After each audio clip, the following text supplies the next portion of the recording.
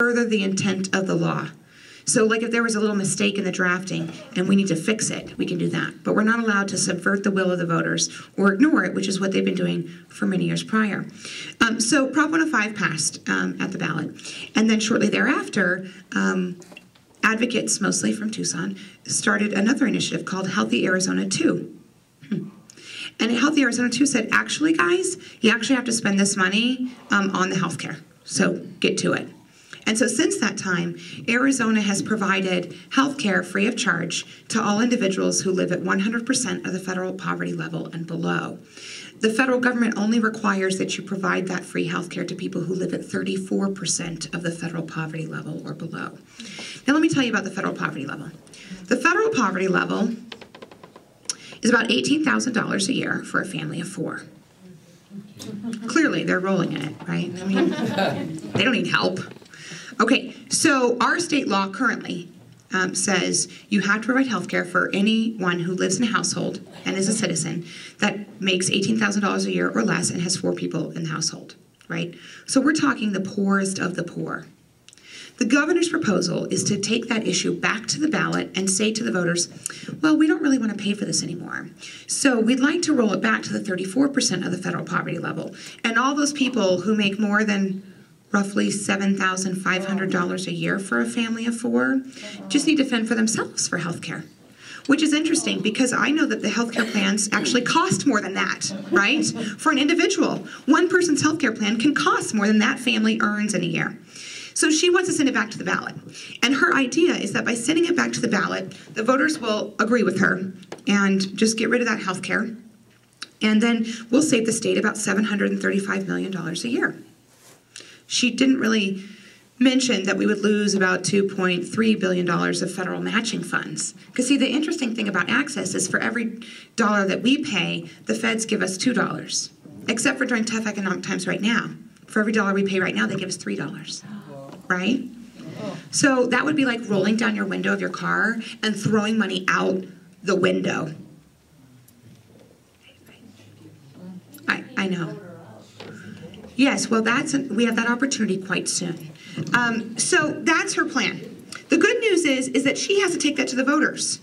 And the voters, I believe, will soundly reject that. They voted for it twice to keep it, and healthcare is listed as one of the very top issues to voters in Arizona, so we expect that the voters will reject that.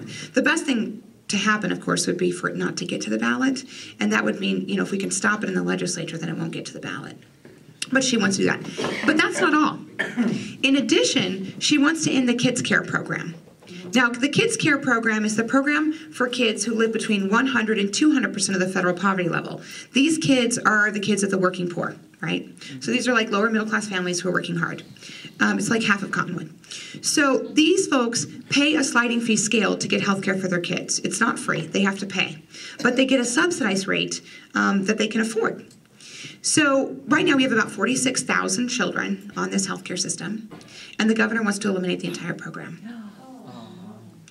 And that program costs $22 million a year. $22 million a year. Now I'm thinking that we could probably find $22 million a year to make sure those kids get to keep their health care. And I actually have a little idea of how we can do that. There's this little interesting thing in Arizona's law. If you and I are doing our taxes, and we're not that good at math, and you maybe hire an accountant to do it for you, the accountant does my taxes, and at the end, I write the accountant a check and say, thank you very much. Then I mail in my taxes, right? Well, when a business hires an accountant to do their taxes, and then they pay the check to the accountant to, do the taxes, at the end of the year, they just write it off on their taxes. It's free.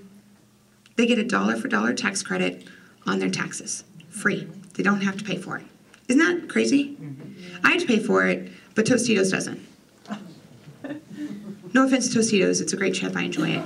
But still, they should have to pay for their accountant just like I do, right?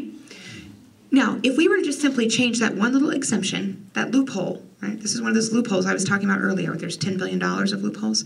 If we were to just close that one little tiny loophole, guess how much money that would bring into the state? $22 million. I think that's a fair trade, right? Yeah, I think that's a fair trade. Nope, that's not going to happen. So So this is what the governor's talking about. So this is bad, right? You got $22 million to throw 46,000 kids off of health care. By the way, the match that we get for the federal government for kids care, every dollar we spend, we get $2 from the federal government. So again, rolling down the window, throwing money out the window. But there's more. So the governor also wants to kick 17,500 seriously mentally ill people off of the healthcare system, which is a brilliant idea if you want individuals who have serious mental illnesses to be a danger to themselves and others, right? This concerns me quite a bit because I'm a social worker, and so this is a population that's very close to my heart. Now, there are a lot of folks in our population who have serious mental illness, and they receive a panoply of services to help them stay well and stay healthy. That includes therapeutic intervention, case management to help them manage their daily lives, and it includes medical services so they get the medication they need to be stable. And these are psychotropic medications, so this is not stuff that you fool around with, right? This is, you know, Rush Limbaugh, he can't handle that. This is for real. And so I asked the governor what we were going to do for all those folks who need psychotropic medication, because these are not meds that you can just like dispense out of, you know, your purse. This is serious stuff. And she said, oh, we're going to keep the medication program. And I said, oh, that's really interesting, because in order to get these meds, you have to have a consultation with either a medical doctor or a psychiatrist. And they have to check in with you, depending on the medication, once a month, every 3 months, or every 6 months in order to keep getting the medicine. And some of these medications are so serious and so delicate inside your body, you actually have to get blood drawn on a regular basis to make sure that you don't have an imbalance or risking or endangering your life, right? Yeah, there's no money for that. So I don't know, maybe she's going to dispense it right out of the governor's office. I have no idea what's going to happen, but I'm very concerned about that. When I asked the governor's office what they intend to do for the medication programs, they said, well, we don't know yet. So that's concerning. So that is the 400,000 people. 400,000 people who would lose access to health care in this state. And where do you think those folks are going to go for the care that they need? They're going to go to emergency rooms, which is going to be difficult because emergency rooms are already overburdened, and as you know, by federal law, have to take care of every single emergency that comes through their door, right? Well, it's going to be even tougher now because we just cut off the funding called DISH. We used to have this little pot of money called DISH, disproportionate share to hospitals, which means, look, hospitals, we know that you're caring for people who don't have the money to pay and don't have health insurance, so here's a little token pot of money to help defray the cost of you doing business.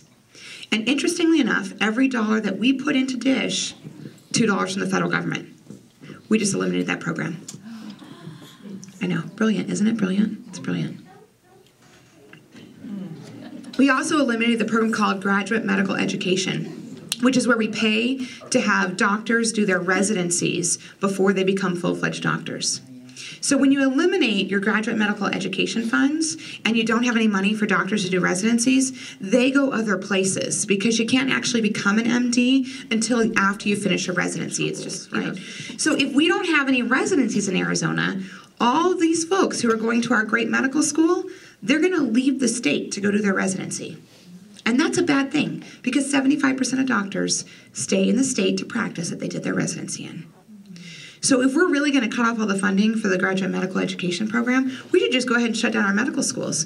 Because all we're doing is paying to educate doctors for other states, right? I mean, it makes no sense. The words penny wise and pound foolish come to mind, do they not? Right, okay. So that's the governor's budget. She also wants a 5% cut for all state employees because they are rolling in the dough, those guys, you know. They're only about 10% below the market already. And they have really great morale, I'm sure. So that's in the works. And then there's the kicker, which is let's close all the state parks, which is brilliant because state parks make money. So we should just close them. And they want to privatize them is what they want to do. You know, so we're going to have like Coca-Cola caverns instead of Karshner caverns. You know, have like Exxon Slide Rock. Fitting. Yeah, that's very concerning. Very concerning. Thank goodness they don't own the Grand Canyon, right? Whew, good thing that's federal. Yes.